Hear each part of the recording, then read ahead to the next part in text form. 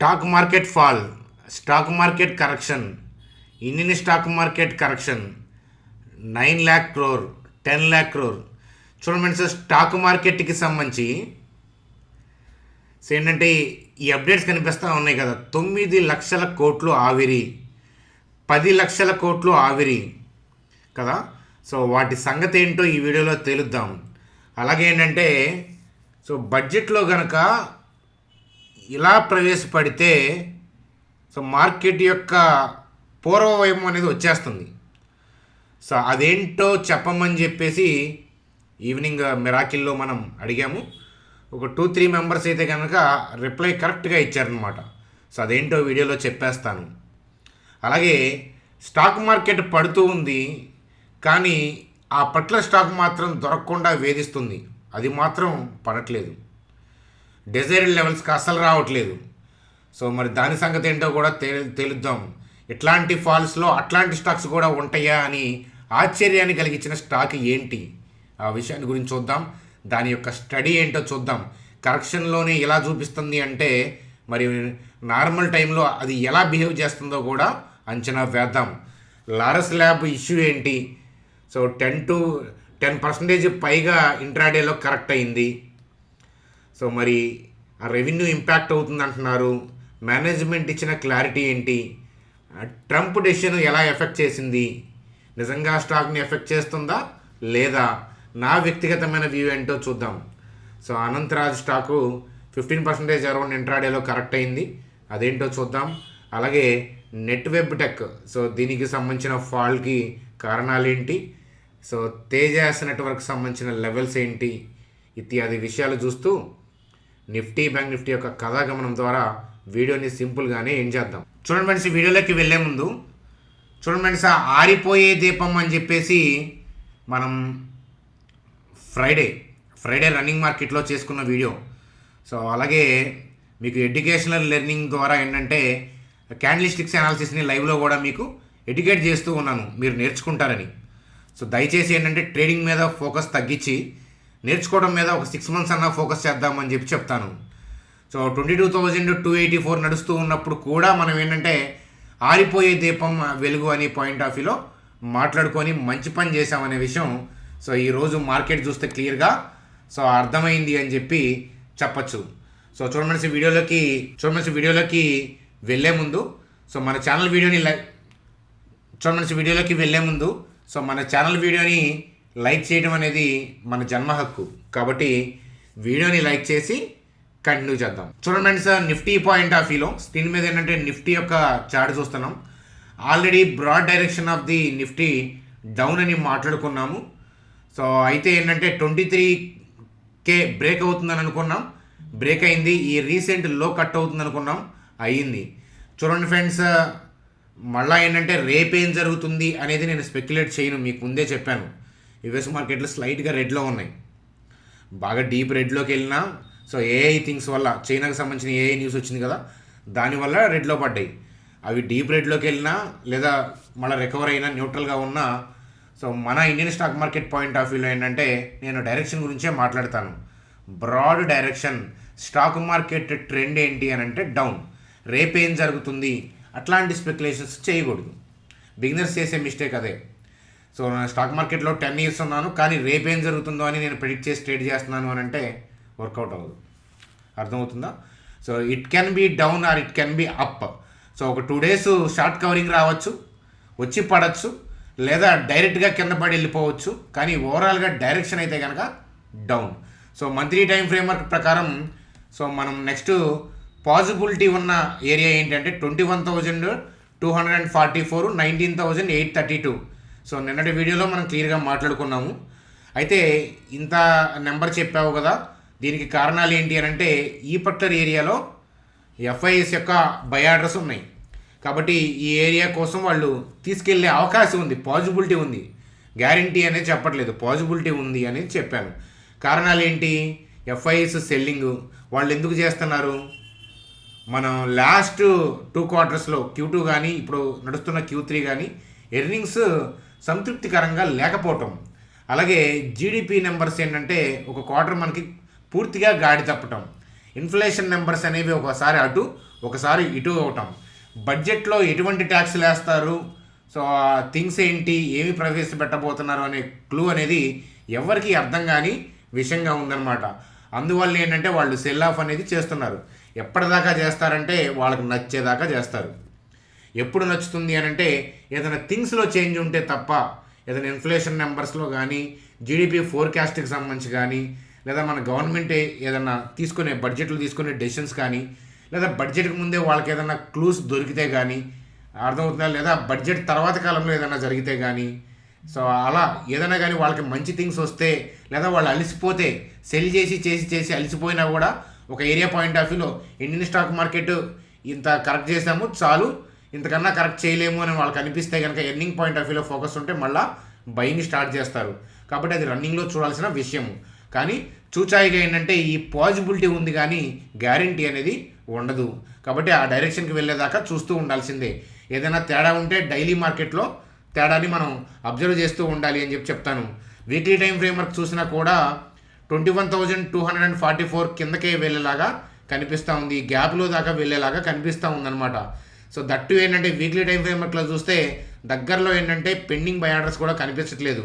కాబట్టి 23Kనే కాదు 22K కూడా సూనర్ బ్రేక్ అవుతుంది. నేను బ్రేక్ అయ్యే పాసిబిలిటీ ఉంది. మళ్ళీ బ్రేక్ అవుతుందని అంటే నేను పుట్టు తీసుకున్నాను అంటారు. చూడండి సార్, సిఈపి చేసేవాళ్ళు దయచేసి నా ఛానల్ చూడాల్సిన అవసరం లేదు. అర్థమవుతుందా? వద్దు మీరు, నాకున్న సబ్స్క్రైబర్స్ చాలు. మీరు ఒకవేళ పొరపాటున సబ్స్క్రైబ్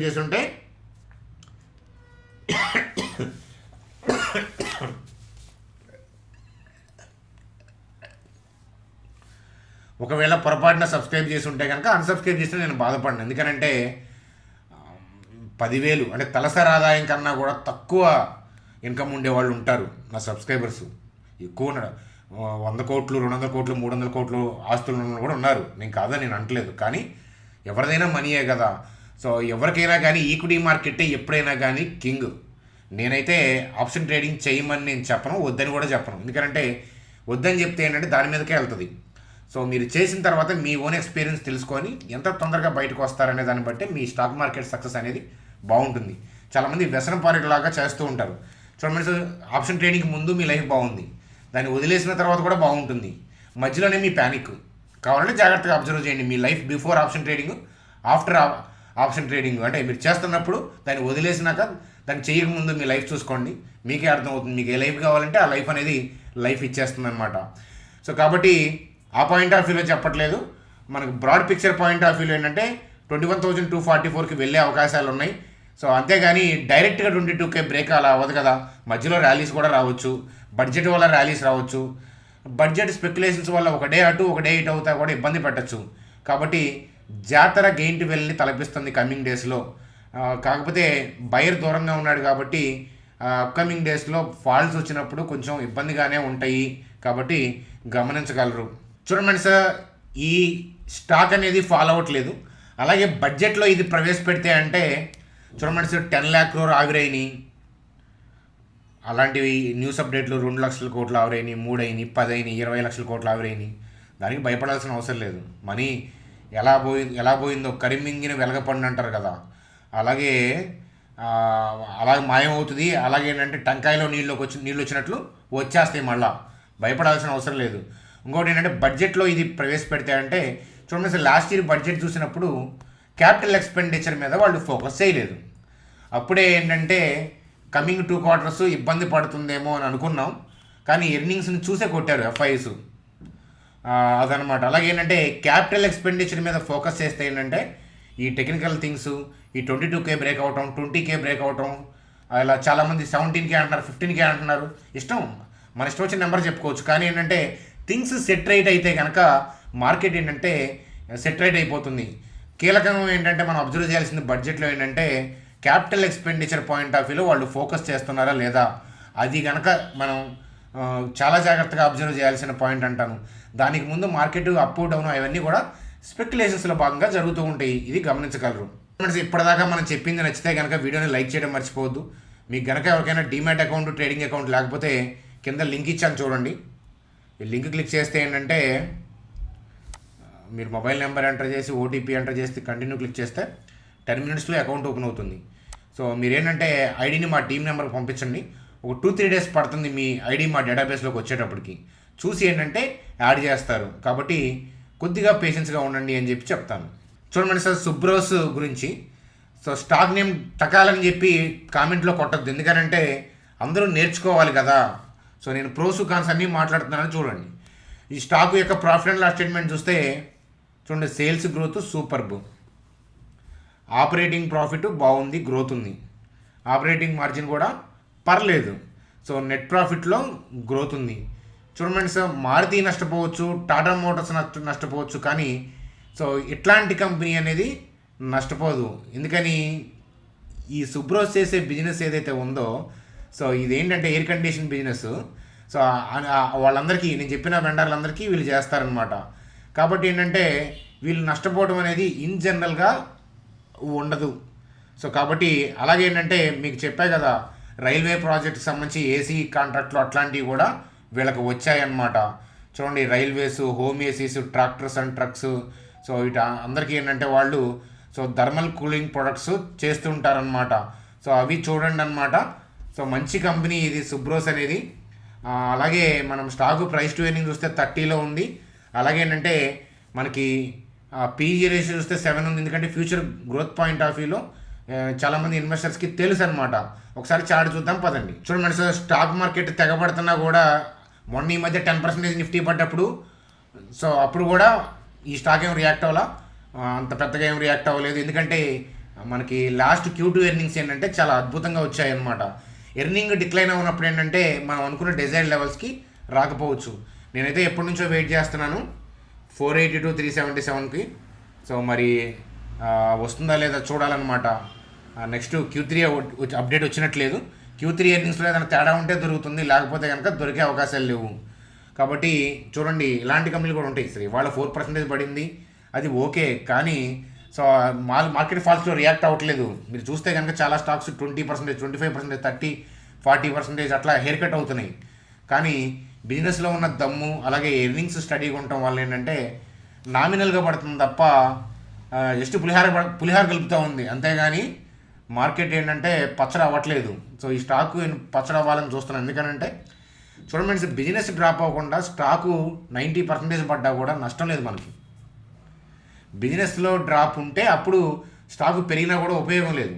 ఇది తెలుసుకోకుండా నిఫ్టీతో మీరు పోల్చుకొని పద్దాక స్టాక్స్ని చూస్తే ఉపయోగం లేదు. ఈ విషయం అర్థమైన రోజు స్టాక్ మార్కెట్తో నిజమైన ఉపయోగం ఏంటో తెలుస్తుంది. అదనమాట కథ. చూడండి సార్, మరి ఈ పట్ల స్టాక్ పరిస్థితి ఏంటి అని అంటే రన్నింగ్లో చూస్తూ ఉంటాను. నెక్స్ట్ ఎర్నింగ్ని చూసుకుంటా, రన్నింగ్లో చూసుకుంటాను. నాకు దొరకదు అనుకుంటే స్టడీ పాయింట్ ఆఫ్ వ్యూలో క్లోజ్గా ప్రోస్ కాన్స్ అబ్జర్వ్ చేస్తాను. మీకు కూడా మన ఛానల్ సబ్స్క్రైబర్స్కి నేను మరలా ఏంటంటే వీడియోస్లో సుబ్రోస్ గురించి అప్డేట్ ఇస్తాను. ఏదైనా ఇంపార్టెంట్ ఉంది, ఎలాంటి అప్డేట్స్ ఉంటే కనుక వీడియో కింద డిస్క్రిప్షన్లో టెలిగ్రామ్ లింక్ ఉంది కదా, ఫ్రీ, దాంట్లో జాయిన్ అయితే మార్కెట్ రన్నింగ్లో ఏదైనా అప్డేట్ కావాలంటే దాంట్లో ఎడ్యుకేషనల్గా ప్రోస్ కాన్స్ గురించి మాట్లాడతాను. అవి నేర్చుకొని మీరు అనాలిసిస్ చేసుకొని మీ ఫైనాన్షియల్ అడ్వైజర్ని ఒకసారి కలిసి ఏదైనా డెసిషన్స్ ఉంటే అప్పుడు తీసుకోండి అని చెప్పి చెప్తాను. కాబట్టి సోనర్ ఏంటంటే డైనమిక్గా చూడాలి. కాబట్టి సోనర్ మళ్ళీ సుబ్రోస్ గురించి డిస్కషన్ మన ఛానల్లో జరుగుతుంది. చూడండి మనసి తేజస్ నెట్వర్క్ సంబంధించి మన 749, అట్లాగే కొద్దిగా క్లోజ్గా చూడాలంటే కొంచెం కింద లైన్ చూడండి. 749, 645 కోసం నేను వెయిట్ చేస్తున్నాను. చూడండి తేజస్ నెట్వర్క్ యొక్క లెవెల్స్ ఇది. ఇక్కడికి వచ్చినప్పుడు చూద్దాం. చూడండి ఫ్రెండ్స్, అలాగే లారస్ ల్యాబ్కి సంబంధించి ట్రంప్ అంటే ఎయిడ్స్ రిలీఫ్ ఫండ్ని హాల్ట్ చేశారు అనే పాయింట్ ఆఫ్ వ్యూలో దానివల్ల ఆ ARV medicine related business stocks అన్నీ పడిపోతాయి అనేది న్యూస్ అప్డేట్ అనమాట. దానివల్ల లారస్ ల్యాబ్ కూడా 10% డిక్లైన్ అయింది. కానీ చూడండి ఫ్రెండ్స్, మేనేజ్మెంట్ కూడా క్లారిటీ ఇచ్చారు, మా బిజినెస్కి ఇంపాక్ట్ చేయదు ఆ డెసిషన్ అని చెప్పేసి ఇచ్చారు. సేమ్ థింగ్ ఏంటంటే Laurus lab point of view chart చూద్దాం పదండి. లారస్ ల్యాబ్ పాయింట్ ఆఫ్ వ్యూలో ఎర్నింగ్స్ పడిపోయినప్పుడు ఈ వాల్యుయేషన్ బేస్ చేసుకొని ఇక్కడ నుంచి సెట్ అయితే బాగుంటుంది. కంపెనీ మినిమం వాల్యూడ్ అనే పాయింట్ ఆఫ్ వ్యూలో 2023లో మనం 10 times దాకా మాట్లాడుకున్నాం. మీ అందరూ అబ్జర్వ్ చేసే ఉంటారు, మీ ఫైనాన్షియల్ అడ్వైజర్ని కూడా కలిసే ఉంటారు ఈ పాయింట్ ఆఫ్ వ్యూ ఆస్పెక్ట్లో చూడండి అని. అయితే ఏంటంటే ఇప్పుడు 10% పడింది కల్లా మళ్ళీ నెగిటివ్ కామెంట్లు కనిపిస్తున్నాయి. 2023 నేను లారస్ ల్యాబ్ చెప్పిన వీడియోస్ కింద చూడండి, మొత్తం నెగిటివ్ కామెంట్స్. అలాగే కొంతమంది అయితే బూతులు కూడా తిరుగుతూ ఉంటారు, అది వేరే ఇష్టం, వాళ్ళ ఇష్టం అనమాట అది. అయితే ఏంటంటే మళ్ళీ ఏంటంటే ఆ స్టాకు మనకు రెవెన్యూ పాయింట్ ఆఫ్ వ్యూలో, ఎర్నింగ్ పాయింట్ ఆఫ్ వ్యూలో పెద్దగా పొడిచిందేం లేదు, కానీ స్టాక్ మాత్రం పొడిచింది పైకి. వాల్యుయేషన్ ఇన్వెస్టర్స్ ఇష్టపడుతున్నారు. రీసెంట్గానే క్వార్టర్లీ రిజల్ట్స్ కొంచెం గాడిన పడ్డాయి. భవిష్యత్తులో కూడా మనం చూడాలి. ఇంకొంచెం బాగా డీపర్ కరెక్షన్స్ వస్తే కనుక మళ్ళీ ఏదైనా లెవెల్ డైనమిక్గా చూడాల్సి ఉంది. ఎందుకంటే స్టాటిక్గా చూడటానికి లెవెల్ లేదు ఇప్పుడు. కాబట్టి డిఫరెంట్ టైం ఫ్రేమ్వర్క్స్ చూసి రన్నింగ్లో చూద్దాం. మనకి ఇంకా కాస్త డిప్ అయితే బాగుండు, ఏదైనా ఇష్యూ వల్ల, టెంపరీ ఇష్యూస్ వల్ల డిప్ అయితే బాగుండు. సో డిప్ అయ్యే పరిస్థితులు నాకేం కనిపించట్లేదు, ఎందుకంటే ఇక్కడ ఎక్కడ పెండింగ్ ఆర్డర్స్ కనిపించట్లేదు. కాబట్టి హోప్ఫుల్లీ ఏంటంటే ఈ హార్డ్లీ 500 బిలో నుంచి, అంటే ఈ కరెంటు థింగ్స్ నుంచే రివర్స్ అయ్యే అవకాశాలే కనిపిస్తున్నాయి. అర్థమవుతుందా? బాగా డీపర్గా పడకపోవచ్చు. పడితే చూద్దాం, లేకపోతే లేదు.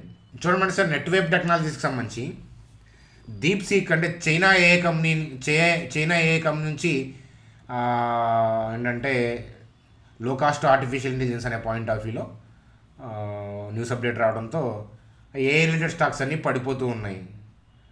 ఎన్విడియా అట్లాంటివి కూడా పడిపోయినాయి. చూడండి సార్, చైనా వాళ్ళు ఏదో చేస్తారని అనుకోవద్దు, సో ఏం చేయలేరని కూడా అనుకోవద్దు. కానీ వాళ్ళు చేసే ప్రొడక్ట్ క్వాలిటీస్ వేరే ఉంటాయి, రిమైనింగ్ కంపెనీస్ చేసే ప్రొడక్ట్స్ వేరే ఉంటాయి. సో అదనమాట కథ. సో కాబట్టి ఏంటంటే ఇవి టెంపరీ గ్లిచెస్ అంతేగాని వాళ్ళు చేసిన కామెంట్ వల్ల వచ్చిన థింగే. కానీ ఓవరాల్గా భవిష్యత్తులో ఏంటంటే ఆ కంపెనీలు అవి జనరేట్ చేసే రెవెన్యూస్, ప్రాఫిట్స్ వాటి మీద డిపెండ్ అయి ఉంటుంది. సో చైనా వాళ్ళు కామెంట్ చేశారు కదా అని స్టాక్స్ ఏం జీరోస్ అయిపోవు, టెంపరీ గ్లిచెస్ అవి ఒకసారి అబ్జర్వ్ చేయండి. చూడండి sir, bank Nifty point of వ్యూలో కూడా ఏంటంటే డే చార్ట్ చూస్తే మధ్యలో ర్యాలీస్ వచ్చి డిప్ అయినా, ర్యాలీస్ రాకుండా డిప్ అయినా, ఈ ట్రెండ్ కంటిన్యూ చేస్తే కనుక 46,088 కింద బై ఆర్డర్స్ కనిపిస్తున్నాయి. కాబట్టి అటువైపు వెళ్ళే అవకాశాలు ఉన్నాయి. సో అటువైపు వెళ్తుందని రేపు అనట్లేదు, మధ్యలో ర్యాలీస్ వస్తూ ఉంటాయి. మిమ్మల్ని భయపెట్టి పైకి వెళ్ళలాగా అనిపిస్తూ ఉంటుంది.